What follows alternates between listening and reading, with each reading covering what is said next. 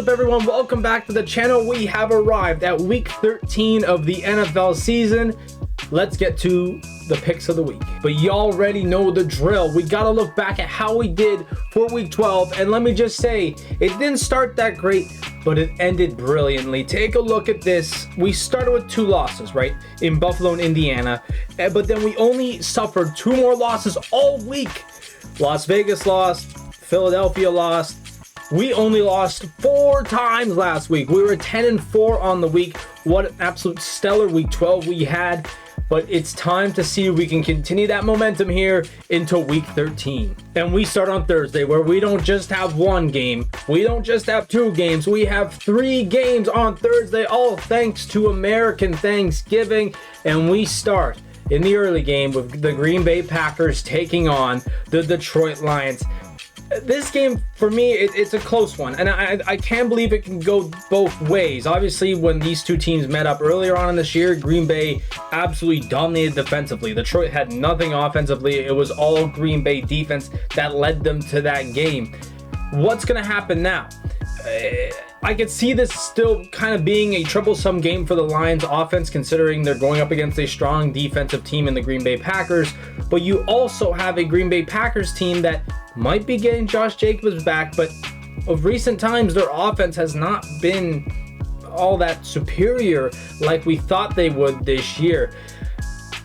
What can I expect from this game? I don't really know, to be honest. I really do think that this game is a coin flip. I think it can just go either way. It all is just really dependent on who shows up on Thursday. I do believe, though, that the Lions will have the upper hand in this one. For one, they have played in this Thanksgiving game year over year over year, so they know what's going on. And 2, they are flying high, coming off that big momentum boosting win over the Giants. So for me, I am going to take the Lions to win this one to start off our Thursday Thanksgiving games. And in the afternoon game, we head down to Jerry World, where we have the Dallas Cowboys hosting the Kansas City Chiefs. A pretty big matchup when you look at it. You know, maybe a few years ago you saw this, you would have said, man, this game must be crazy. I mean, the Chiefs had that big comeback win last week against the Colts. To be honest, watching that game, I thought the Chiefs played better than the Colts for the majority of it. The Colts just had the lead the whole time, which is shocking to me. Dallas had another comeback as well against the Philadelphia Eagles. This game is very interesting. I think, you know, can the Cowboys offense go up against the Chiefs defense that has been pretty strong this season, right? So how do you manage that? And can the Chiefs offense absolutely just murder the Cowboys defense, which has had some problems looking at the starts of games, but as these games have gone on, they have gotten better as the game comes to a close. So what can I expect? I don't really know. I feel like the Cowboys defense, I feel like the Cowboys offense will definitely have trouble against Steve Spagnuolo's defense. I feel like that's probably a given, to be honest with you, because the Cowboys are great offensively against bad defenses, but the other way around, it's not very pretty. It's not very pretty at all, and I think the Chiefs will get to them, to be honest with you. And just how kind of meh the Cowboys defenses have been, I don't think it's going to be good for them. I'm taking the Chiefs here for the afternoon game. And we end in Baltimore for this one, where the Ravens are taking on the Cincinnati Bengals. Is this the return of Joe Burrow? It is looking like it will be. Joe Burrow looks to be returning to the football field this weekend for the first time in a very long time after dealing with that turf toe injury he had earlier this season. What can I expect? I don't know. I mean, Joe Burrow is a fantastic quarterback. We all know that. You know, we've seen it every single year he's played in. He's been just held back by other things. So what type of Joe Burrow are we going to get? Is this a Joe Burrow that's fully healthy and really set to go, or is this a Joe Burrow that's kind of like, well, we kind of still do have a shot at the postseason, so let's go for a type of Joe Burrow? That's my question. Is he fully healthy or is he not? If he is fully healthy, I'm giving the Bengals a big shot here, but I just don't think that Joe Burrow is that fully healthy to play, especially against the Ravens team that has been stellar over the last couple of weeks and being on the road as well. I'm going to go with the Ravens here just for all those meanings. If Joe Burrow is 100%, I think the Bengals might have this, but I don't think he is, so I'm going to take the Ravens to win And now we go to Friday, where we have some Black Friday football this time around, featuring the Chicago Bears and the Philadelphia Eagles. The Bears coming off a big win against Pittsburgh last week. The Eagles, well, I mentioned them just a bit earlier. The Eagles had a very tough time late in that game versus the Dallas Cowboys. How are they going to bounce back from this? How are they going to bounce back from this? They were awful in that fourth quarter against the Cowboys. They really were. They had nothing going for them. How are they going to go up against the Bears? And I think it's going to be probably better than how it did last week against the Cowboys. The Bears defense has not been the best. It's not been the bright side of the Bears season. I'll say that for sure. The Eagles, however, have gotten, it looks like everyone's kind of going again, but they haven't been back up to where the Eagles should be, maybe scoring 30 points a game. They haven't been able to do that, right, for a while. So what can they do? Well, I think going up against a defense like the Bears, I think that might be a change maker. That's for sure.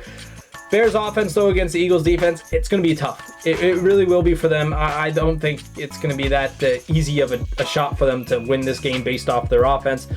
So I'm probably going to look at the Eagles for this one. I feel like they're just the stronger team. They're at home as well. I think the Eagles will have the upper hand for sure. So now we go to our Sunday games, and we start out with the 1 o'clock games, of course, with the New Orleans Saints in Miami taking on the Dolphins. No Alvin Kamara this week for the Saints. Now, he has not been putting up all the numbers that we're used to Alvin Kamara putting up. That's obviously due to the team, first of all, and as well as his age. So the Saints are already in a bit of a tough spot right then and there. And they're going up against the Miami Dolphins team, who have also struggled this year at some points. But for this one, plain and simple, they have the better team. They're more healthy than the Saints are for sure. I think this will be a big game for Jalen Waddle. I really kind of do see that happening. As long as Tua doesn't turn the ball over, I think they're in a good spot here. I'm taking the Dolphins to beat the Saints. And now we go to Indianapolis, where the Colts are hosting the Houston Texans. I already mentioned that tough Colts lost last week against the Chiefs. How will they bounce back from that? We will see. The Texans are coming off an absolutely massive win over the Buffalo Bills, where their defense just absolutely dominated them for sure. There's no doubt about that. This one, however, I don't think that this will be a big challenge for the Colts. I mean, defensively, the Texans can show up again and absolutely dominate. I don't think they'll be able to get 8 sacks again like they did last week against Josh Allen. I think there'll be a different story this time. I think the way Jonathan Taylor's been running the ball, I think the way that Daniel Jones has been passing the ball so far this year, I think that this is going to be the Colts' game no matter what, especially being at home. I think the Colts will have this one for sure. I'll take the Colts over the Texans. Now we go to New York, where the Jets are hosting the Atlanta Falcons. This one, for some reason, was a toss-up, and I can understand that. The Falcons have not had a strong of a season. We know the Jets have had an absolutely horrible season, and they have surprised some people this season in a couple of games, even though they might have lost a few of them. I just don't know about this one, to be honest. I really don't know. I feel like, Kirk Cousins did a fantastic job last week as the Falcons quarterback. Drake London does not look like he's going to be playing this week, so they might have a bit of a tough time again with offense. But nonetheless, I think this will be a big game even for Bijan Robinson to take over. So, sorry, Jets fans, it's going to be another tough loss for you. I'm taking the Falcons here. Then we head up to what could be an interesting weather game in Cleveland, where the Browns are hosting the San Francisco 49ers. Yes, you heard me right. The weather could make a major impact in this game. It's a possibility, and if it's in Cleveland, there could definitely be some snow falling down. Will that impact the warm weather climated San Francisco 49ers? Who knows? Especially with a fully healthy roster, they've looked pretty good. Now, Brock Purdy on Monday night against the Panthers did not look superior. He threw 3 interceptions. It was not that pretty for him. He definitely probably would have said it's not his best game, and I think a lot of you would probably agree with that. But the running game is where San Francisco dominates, and with Christian McCaffrey on the field, I got to give him a big chance for winning this one. I just have to. The 49ers, even if there's weather, are going to beat the Browns. Then we head back down south a bit to Carolina, where the Panthers are taking on the Los Angeles Rams. The Rams, firing on all cylinders. We all know how they've been. Do I have to say the exact same stuff I've been saying the last couple of weeks? I don't really think so. They have just been superior this year. They've been incredible this year to watch. The Panthers have also been pretty good to watch if you are a Panthers fan, considering the last 10 years. I just don't give them a chance this week. I'm sorry, Panthers. I'm very sorry. You can upset and I'll be shocked, but I don't think that's going to be happening. The Rams have just been too good this year, especially when they are fully healthy. Plain and simple, there's not much to really talk about here. I'm going to go with the Rams. Then we head to Nashville, Tennessee, and the Titans. They are hosting the Jacksonville Jaguars. I mean, I have to keep talking about these Titans like they're brand new. It's tough to talk about, really. It's tough to talk about the same team that hasn't changed much over the last couple of weeks. They haven't done anything. They haven't done much. The Jaguars have looked better the last couple of weeks. They have. They really have, especially trading for Jacoby Myers.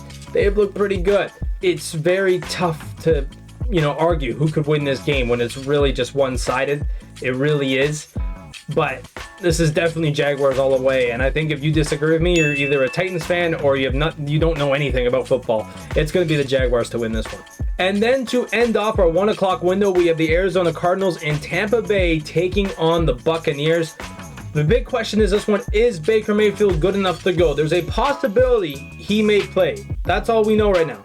There is a possibility that Baker Mayfield might play. But does that mean that he will play? If he does not, it will go to Teddy Bridgewater. How good can Teddy Bridgewater do to make the Buccaneers win this game? I'm very sorry. I don't know. I really don't know. And to be honest, Jacoby Brissett and the Cardinals have played in very close games recently. They've played pretty well overall, I will say.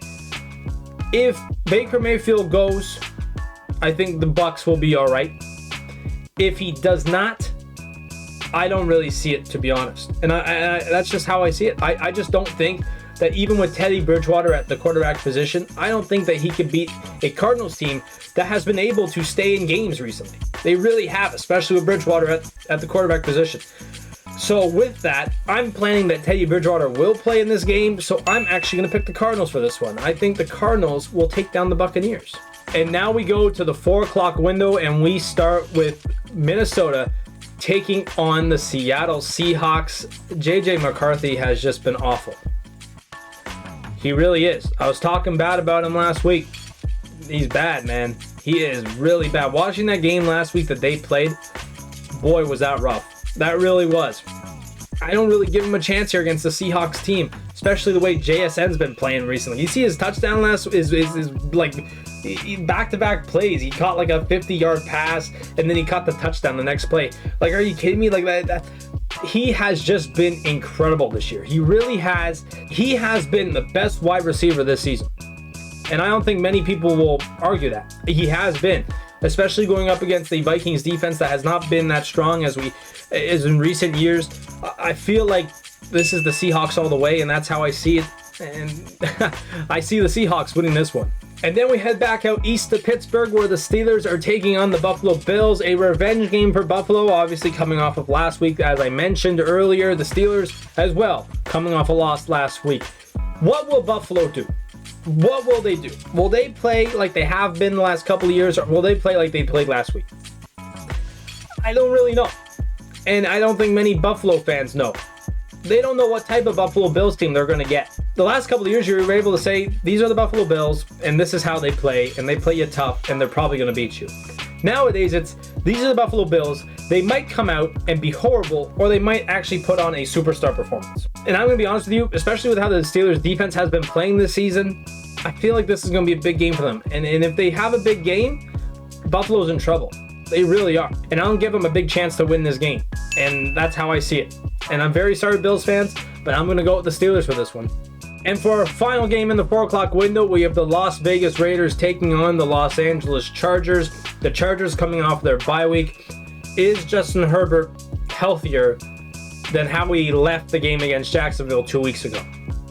If yes, the Chargers have a big shot here to win this game, and I really do think they will, especially against the Raiders team that has just been god-awful this year. I also think this is going to be a big game for the Chargers defense, especially going up against that Raiders offense that has been just a big miss this year completely, especially with Geno Smith at the quarterback position.